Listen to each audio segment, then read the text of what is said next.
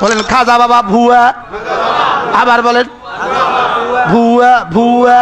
আরে মুস্তাকুন নবী, তুমি কি জানো আমার খাজা গরিবে নওয়াজ এমন একজন খাজা যিনি 1 লক্ষ 2 লক্ষ 3 লক্ষ মানুষ নয়, যিনি 90 লক্ষ মানুষ বেদিনদেরকে যিনি কালেমা পড়ে মুসলমানের দাওয়াত দিয়েছেন। আর তোমরা কেমন ধরনের আলেম এটা জাতি জেনে গেছে।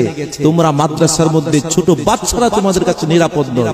ছোট্ট বাচ্চারা যাদেরকে মাদ্রাসার মধ্যে দেওয়া হয় লেখাপড়া করানোর জন্য, তাদেরকে আলেম বানানোর জন্য, কোরআনে হাফেজ বানানোর জন্য, ওই মাদ্রাসার মধ্যে তোমরা বলৎকারী করো। ছোট বাচ্চারা তোমাদের কাছে নিরাপদ নয়। যেখানে ছোট বাচ্চারা তোমাদের কাছে নিরাপদ নয়, সেখানে আমার খাজা গরিবে নওয়াজের শান কিভাবে তোমাদের কাছে নিরাপদ থাকবে? তোমাদের জবান থেকে কয়েকদিন পর পর আল্লাহর হাবিবের শানে বেয়াদবি বের হয়। আল্লাহর হাবিবের বিপক্ষে কথা বলো, আউলিয়া কেরামের বিপক্ষে কথা বলো।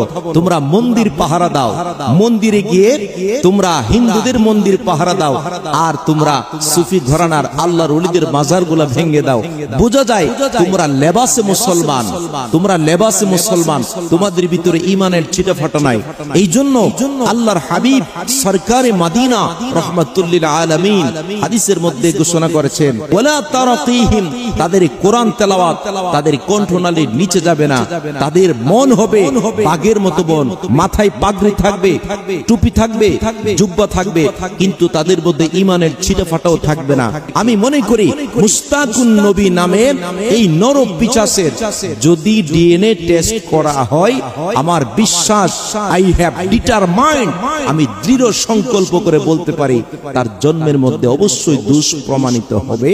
কারণ যেই ব্যক্তি আল্লাহর হাবিবের বিপক্ষে কথা বলে, আউলিয়া কেরামের বিপক্ষে কথা বলে, তার জন্মের মধ্যে ত্রুটি থাকা এটাই স্বাভাবিক।